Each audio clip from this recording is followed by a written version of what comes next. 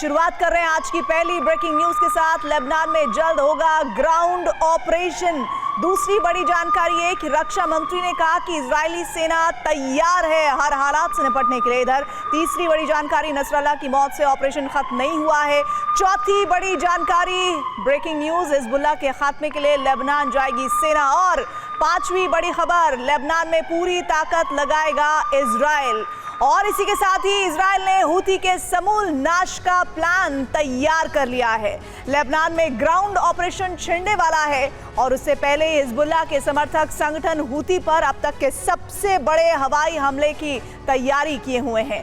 तस्वीरें देखकर लग रहा है कि यमन दूसरा बैरूत बनने की ओर बढ़ रहा है। इजरायली वायुसेना ने यमन में हूती के तेल डिपो और बड़े हथियार गोदाम तबाह करने का दावा किया है, लेकिन इस ऑपरेशन का टारगेट था हूती प्रमुख Abdul Malik al Houthi. Houthi को भी इजराइल ने नसरल्लाह की तरह खत्म करने का प्लान तैयार किया था। यमन पर हमलों के बाद जंग 4 देशों में फैल चुकी है और अब यह भी जानकारी है कि अरब में एटमी संग्राम छिड़ने की आशंका बहुत बढ़ गई है। हसन नसरल्लाह के शोक से प्रॉक्सी संगठन उभरे भी नहीं और इजराइल ने ऑपरेशन प्रॉक्सी दहन का दूसरा चरण शुरू कर दिया।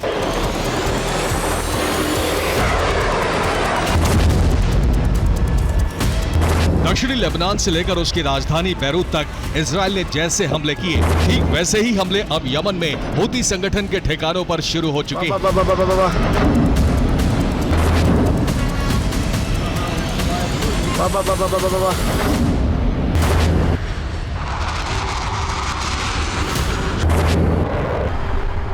इजरायली वायुसेना ने 29 सितंबर को लेबनान जैसा ऑपरेशन यमन में भी शुरू कर दिया।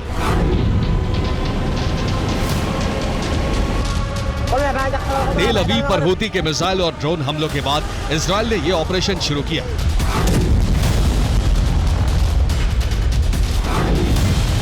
ये हूती पर हुए अब तक के सबसे बड़े इजरायली हमले।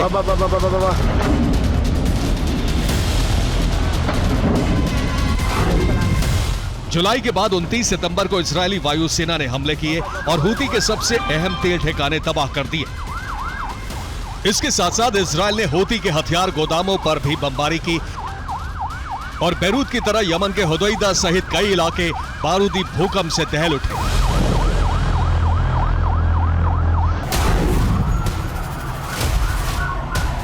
तेल डिपो में एक बम विस्फोट के बाद लगातार कई धमाके सुनाई दिए। हुदैदा में हूती को सबसे ज्यादा नुकसान हुआ है। शहर में धुएं और आग के गुबार नजर आने लगे।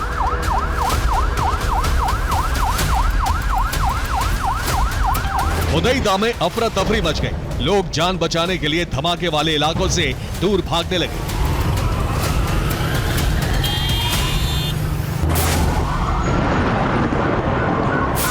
लोगों ने मोबाइल कैमरे से तबाही की तस्वीरें रिकॉर्ड की।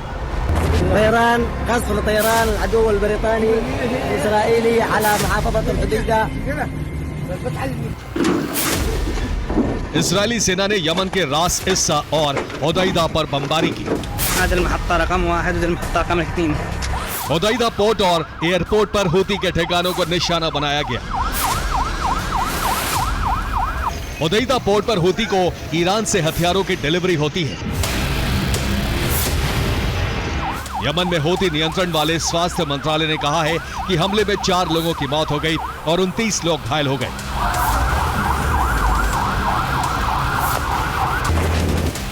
उनतीस सितंबर को इजरायली सेना प्रमुख ने इस ऑपरेशन का आदेश दिया। वॉर रूम में पायलट्स को ऑपरेशन के बारे में जानकारी दी गई।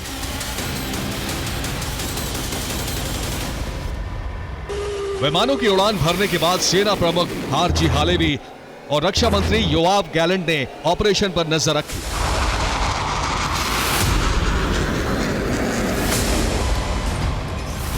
इजरायली वायुसेना ने हूती के 22 से ज्यादा ठिकाने इन हमलों में तबाह किए हैं।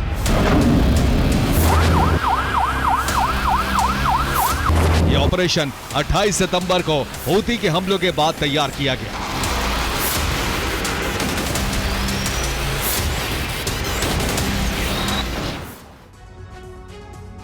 29 सितंबर को इजरायली वायुसेना ने पायलट्स की टीम तैयार की। 29 सितंबर की सुबह ऑपरेशन की तैयारी की गई और पायलट्स को मिशन की जानकारी दी गई।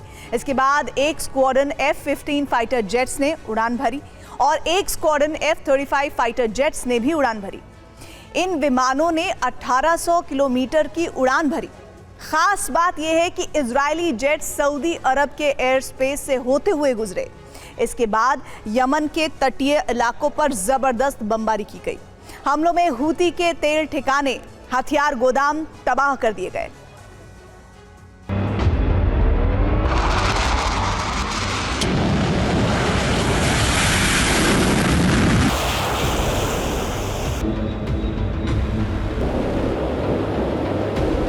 ऑपरेशन के दौरान इजरायली विमानों की मिड एयर रिफ्यूलिंग भी की गई, यानी उड़ान के दौरान ईंधन भरा गया।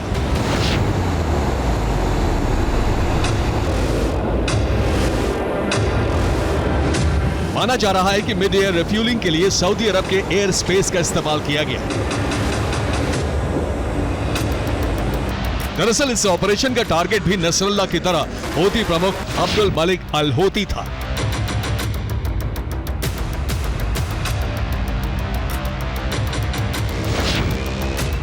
इजरायली खुफिया एजेंसी को खबर मिली थी कि हुदैदा में अब्दुल मलिक अल हूती एक मीटिंग करने वाला है।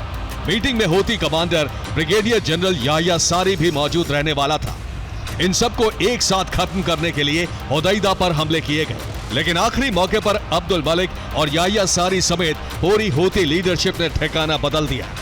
इस कदम से हूती की पूरी लीडरशिप बाल बाल बच गई। इजरायल के इस ऑपरेशन में अमेरिका भी मददगार था। अमेरिकी MQ-9 रीपर ड्रोन से हूती के ठिकानों की लोकेशन इजरायली वायुसेना को दी गई थी।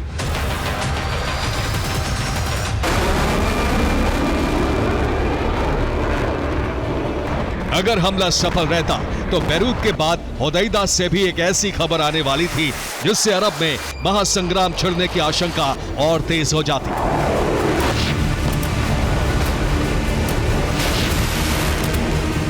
रिपोर्ट यह भी है कि हिजबुल्लाह के बाद हूती के खिलाफ इजरायल के ऑपरेशन की आशंका पहले से थी और इसीलिए हूती ने मिसाइलों सहित अहम हथियारों को हुदैदा और रास हिस्सा से शिफ्ट कर दिया था।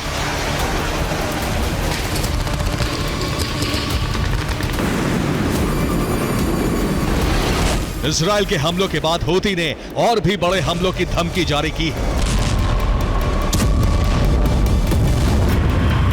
हूती प्रवक्ता याह्या सारी ने कहा है कि इजरायल सहित अमेरिका पर बड़े हमले निश्चित हैं और इसके संकेत मिलने लगे हैं।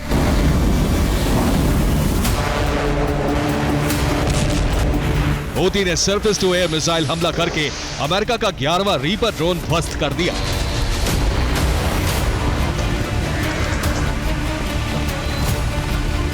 यमन पर हमलों के बाद हूती ने लाल सागर जलमार्ग को पूरी तरह बंद कर दिया है। लाल सागर से गुजरने वाले वाहनों में एंटी शिप मिसाइल हमलों का ऐलान कर दिया गया है।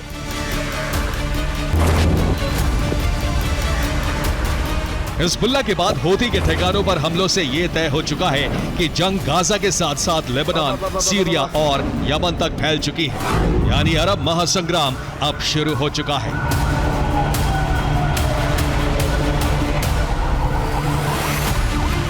Bureau report, TV9 Bharatvarsh.